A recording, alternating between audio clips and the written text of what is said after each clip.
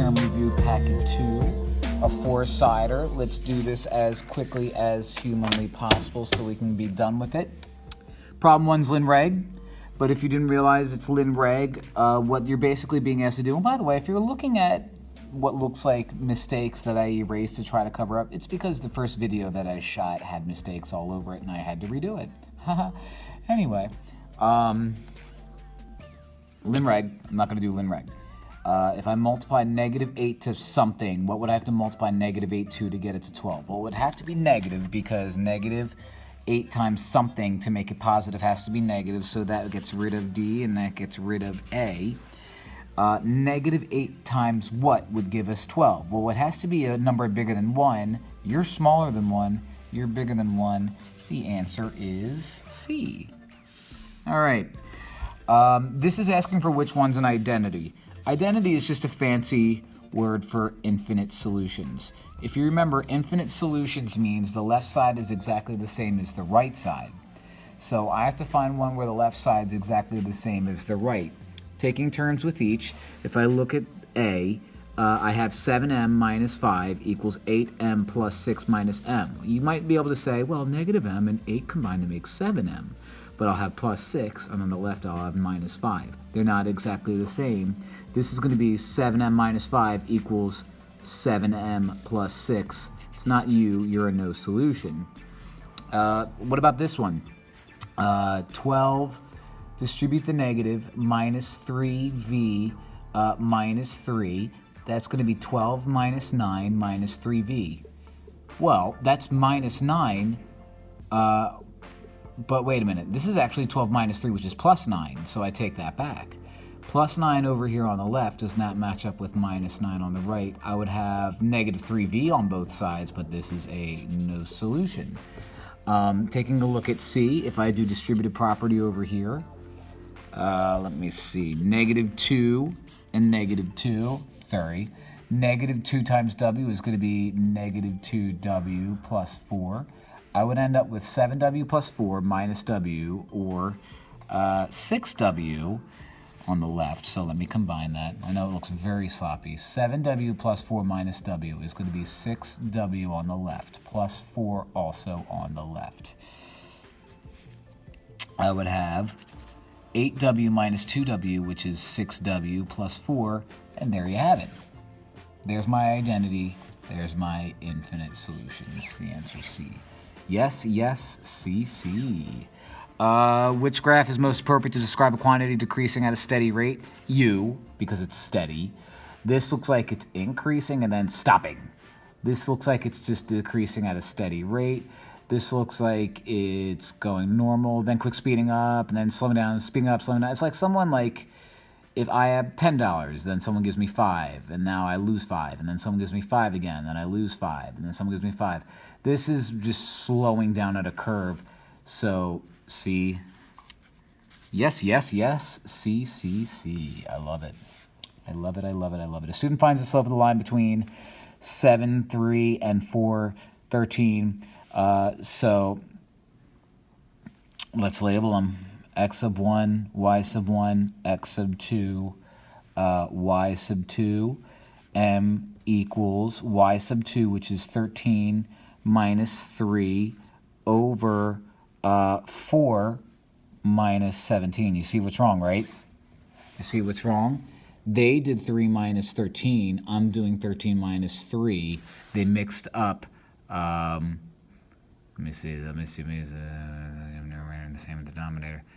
I think she mixed up the x and the y values. No, I think what that would mean is if you put this part on the bottom and that part on the top, that's not what happened. Should have added the values? No. She used y values where she should have used x values? No. And she did not keep the order of the points in the same in the numerator as the denominator. So what that means is since we kind of have it backwards, it's got to be D.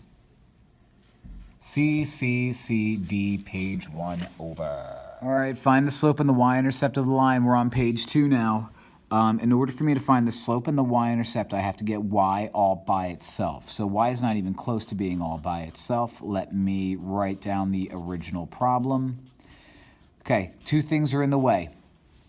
And the 2 things that are in the way are 16x and 6y. Let's get rid of that 16x first. cross it out. 6y equals negative 16x minus 114. Divide both sides by 6, divide everything by 6, cross u out. This is not going to simplify. I could divide the top and the bottom by 2, so that becomes negative 8 over 3x. And that's going to be minus 19. There's my slope. There's my y-intercept. Slope is negative 8 over 3. Y-intercept is negative 19. Slope is negative 8 over 3. Y-intercept is negative 19. The answer is A. Solve the equation. I should probably be able to fit that in here. These two are right next to each other, so I'm just going to combine them. So that becomes 3.3k. While I'm at it, I'm noticing that I can add 6.8 to both sides. 3.3k equals 13.2. Divide both sides by, 3.3, divide both sides by 3.3, and you get a negative 4.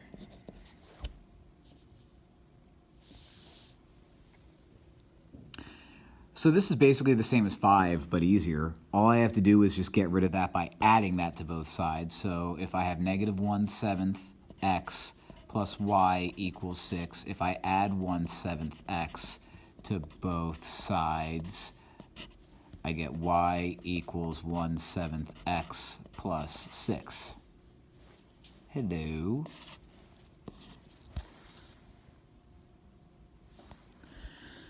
Ugh, why did I pick such terrible numbers? Because I'm crazy, that's why.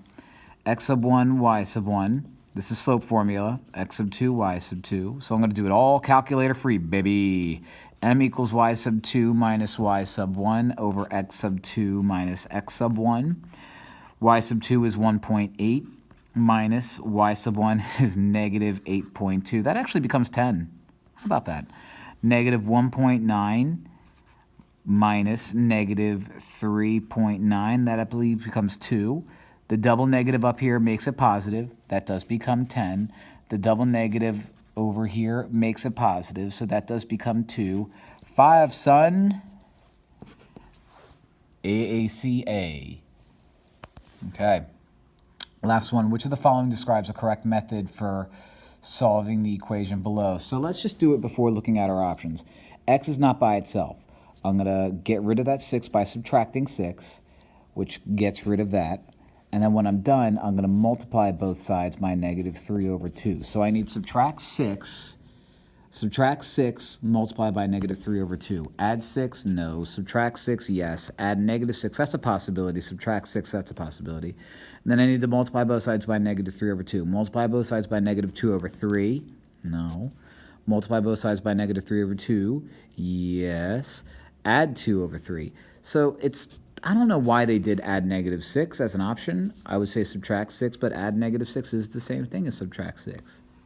Yay. C. Ugh.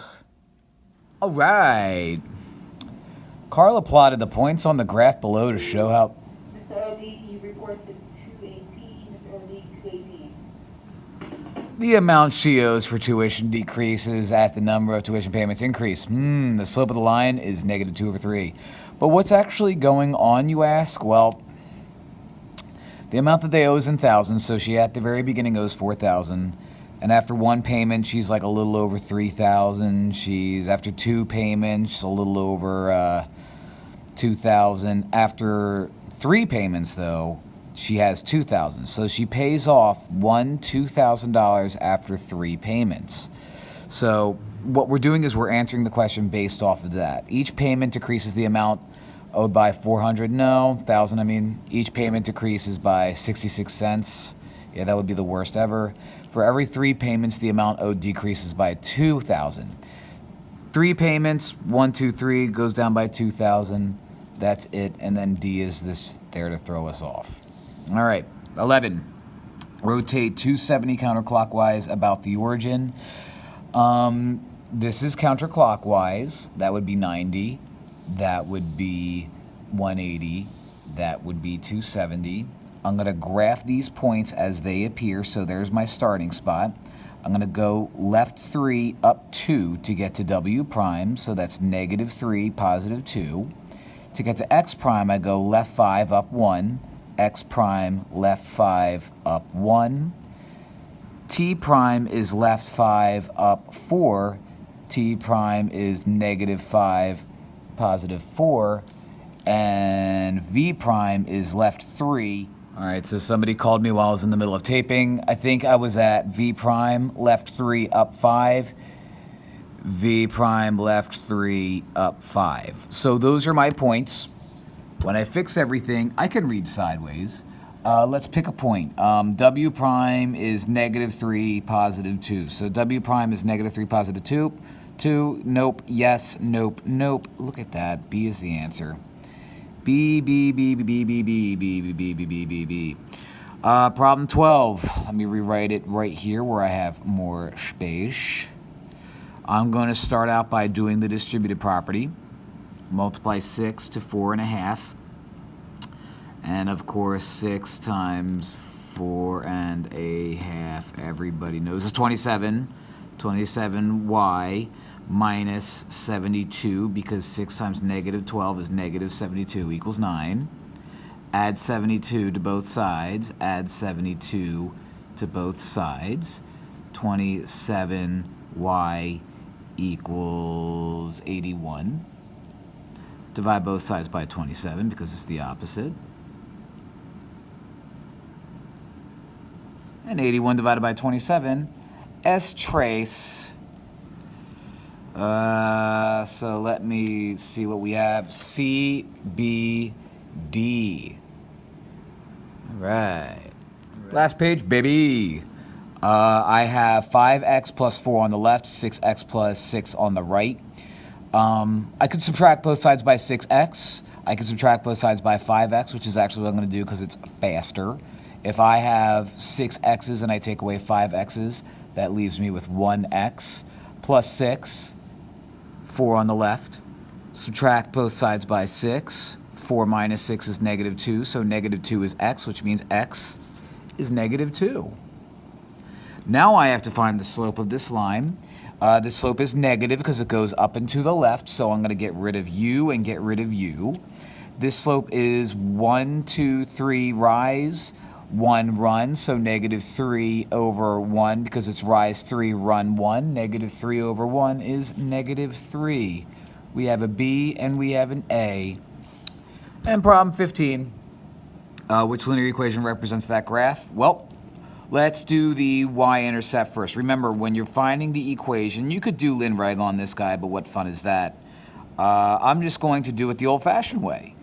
B stands for the y-intercept. The y-intercept is where my line crosses the y-axis. It crosses at negative 3. So what I have so far is y equals, I don't know, minus 3. But since I have minus 3, I can get rid of A and I can get rid of B. My slope appears to be positive. So since I have a dot right there, I'm going to put a dot right there. My rise is 1, 2, 3. My run is 1. So since my slope is 3 over 1, I can write out 3x. 3x minus 3 is D. Well,